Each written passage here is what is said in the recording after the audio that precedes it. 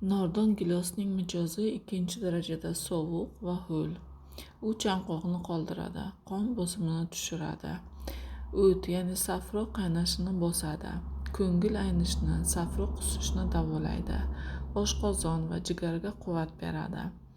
Zamonaviy tibbiyotda meva va meva sharbati buyrak va jigar kasalliklarida siydik haydovchi, balg'am ko'chiruvchi vosita sifatida qo'llaniladi. Meva sharbati qil tomirlarni mustahkamlaydi. Yallig'lanishga qarshi antisklerotik ta'sir ko'rsatadi.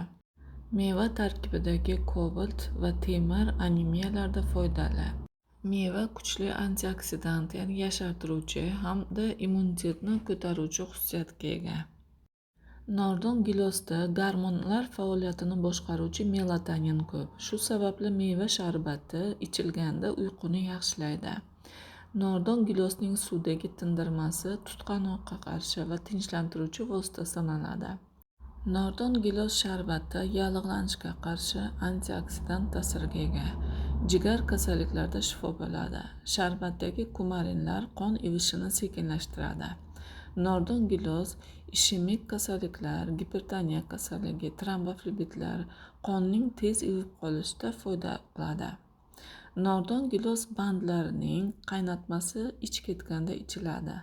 Zamonaviy tibbiyotda meva bandlarining gipoglikemik, ya'ni qondagi qand miqdorini tushirish xususiyati ham aniqlangan. Nordon gilos bandi va novdalarning siydik haydash xususiyati aniqlangan. Mevaning spirtdagi ekstrakti ham shunday ta'sirga ega.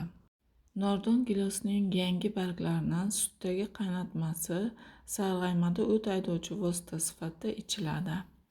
Nordon gilos daraxt yelimining mijozi issiq va quruq. U o'pka dag'alligini ketkazadi, yuz rangini yaxshilaydi, ishtahani ochadi, siydik qopi va buyrakdagi toshlarni maydalaydi. Yelimning iste'mol miqdori 4,5 gramm. Yelimni ezib ko'zga qo'yilsa, ko'zdagi qichishishni davolaydi, ko'z o'tkirligini yaxshilaydi. Nordon gilos daraxtining yelimi gummi arabika, ya'ni arab yelimining o'rnini to'laqonli bosa oladi.